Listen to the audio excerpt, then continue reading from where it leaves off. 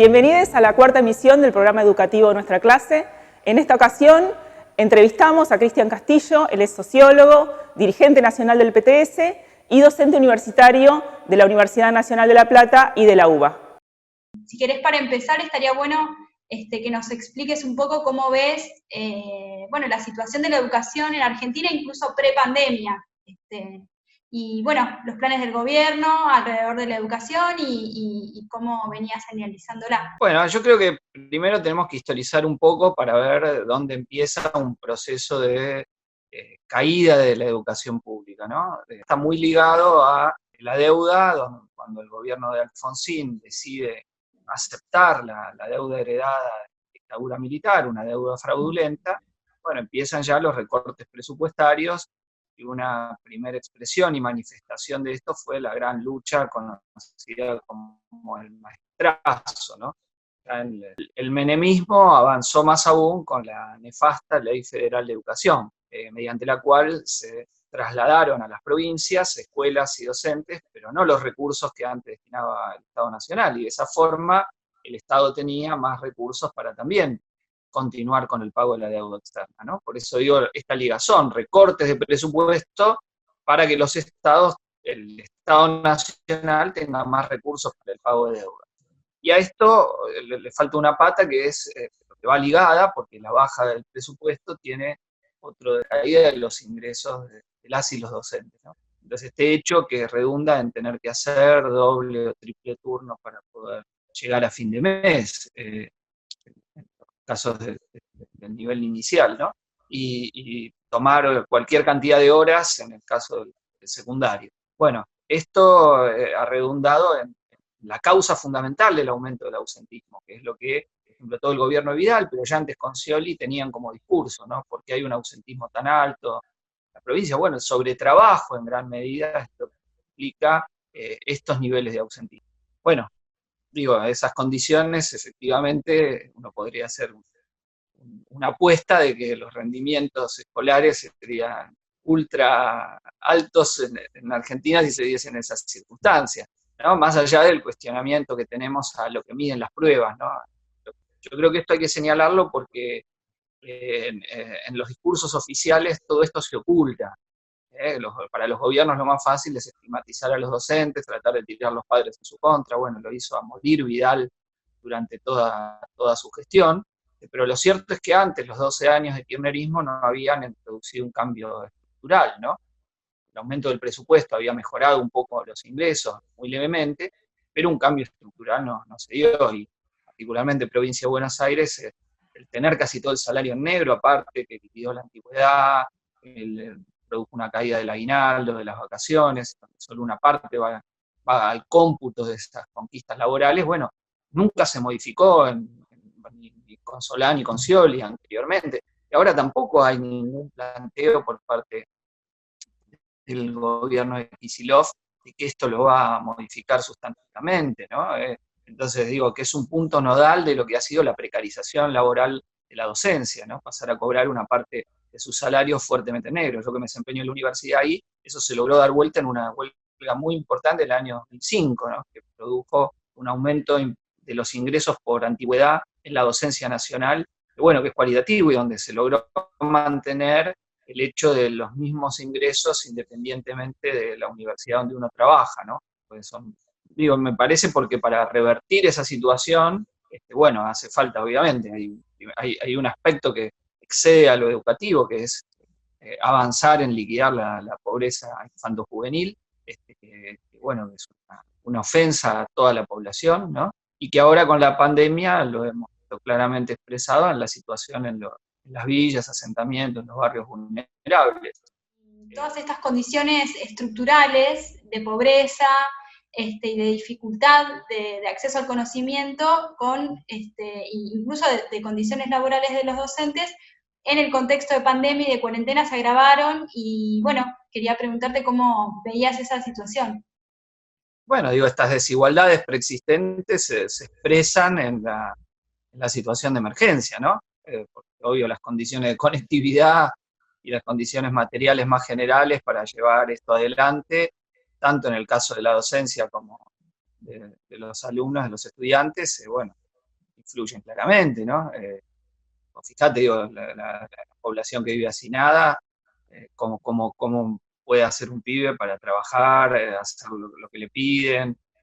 ¿No? Entonces, que la situación se recrear y ampliarse las desigualdades de origen en la situación de pandemia, ¿no? Más allá de los esfuerzos que realizan todas las trabajadoras y trabajadores de la educación para el acompañamiento que se haga, etcétera, es tiempo que no ha podido ser empleado. Y bueno, y ahí no es que eso era inevitable, se podrían haber tomado medidas de emergencia para garantizar la conectividad en las zonas que no tienen acceso, o haber tenido una política activa con las situaciones de hacinamiento del hábitat, cosa que no se hizo nada.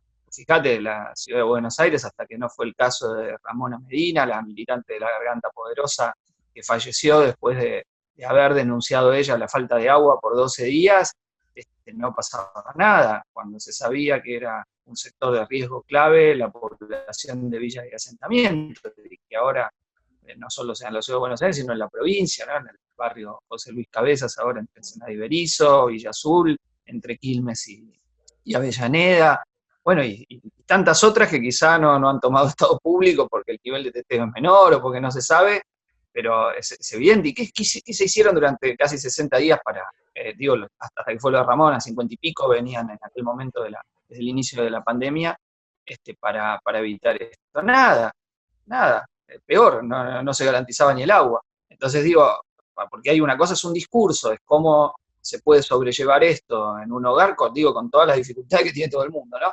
Pero sobre todo en los sectores que menos recursos tienen, esto se ha vuelto una obra muy, muy difícil. Y tampoco se le ha provisto a la docencia de las condiciones materiales para brindar la actividad. Es decir, no te han dado teléfonos celulares, ni computadora, ni te han pagado la conectividad para que lo hagas. O sea, suponen que el docente, aparte de dar clase, tiene que abrir el aula, construirla, etcétera, en el caso del aula virtual, tener los conocimientos, y esto se da por supuesto, ¿no? Y no es un supuesto. Entonces, hay todas estas circunstancias que también hay que tenerlo en cuenta, dentro de que, bueno, todavía seguimos cobrando los salarios, siempre contemplando que hay parte de la población que está en una situación mucho peor, ¿no? Que ha perdido directamente sus ingresos, y que la política del gobierno de dar 10.000 pesos de ingreso familiar de emergencia es muy, muy poco, ¿no? Para una familia que ha perdido directamente todo, solo un miembro del grupo familiar pasa a cobrar, es evidente que no alcanza para nada. Salario, ingreso de emergencia de 30.000 pesos en base al impuesto a las grandes fortunas que ha presentado Nicolás del Caño y Romina del Plan en el Parlamento, pero bueno, esto ha sido desoído y es evidente que no se ha tomado en cuenta esta situación de los sectores más vulnerables. Sí, e incluso pensaba que esta situación de aguda crisis social, producida por una crisis que empezó siendo sanitaria, pero que hoy por hoy es económica, es social también. Bueno, estamos viendo enormes movilizaciones hoy en Estados Unidos, ha habido distintas manifestaciones en distintos países. Queríamos que también nos des tu visión sobre esta situación convulsiva que empieza a darse con la apertura de la cuarentena en distintos países, y cuál es el planteo en Argentina para hacerle frente a esta crisis sanitaria, económica y social. Mira, lo que hay que tener en cuenta es que el mundo no va a ser igual después de esta pandemia, ¿no? Como vos decías, es una crisis no solo sanitaria, sino económica y social. No es que solo no va a ser igual por la experiencia vital que significan los meses de confinamiento, de aislamiento obligatorio, sino porque de este mundo vamos a salir más pobres y con millones de desocupados más en todos los países afectados, ¿no? Estados Unidos tuvo 40 millones de nuevos pedidos de seguro de desempleo, y cuando vuelva, aunque una parte no los va a requerir porque la actividad económica va a volver una actividad menor, o sea que algunos son desocupados que van a quedar desocupados, y eso mismo lamentablemente nos va a pasar a nosotros también. Es decir, hay un cierto sector de la población que no sé, un poco el mecanismo de negación de ver ante lo que viene, pero eso es lo que va a ocurrir. Es decir, sí, la clase trabajadora no se organiza, lucha y le pone un freno a las patronales, y no se levanta un programa para enfrentar las consecuencias de la desocupación, ¿no? Entonces, esto, insisto, es una situación muy difícil, donde las propias grandes empresas, hay una encuesta que ha salido hace un par de semanas, donde las 100 principales compañías, que eran las encuestadas, decían 1 de cada 3 que iba a producir despidos durante el año 2020. Entonces, esto hay que tenerlo en cuenta porque es para lo que se viene y donde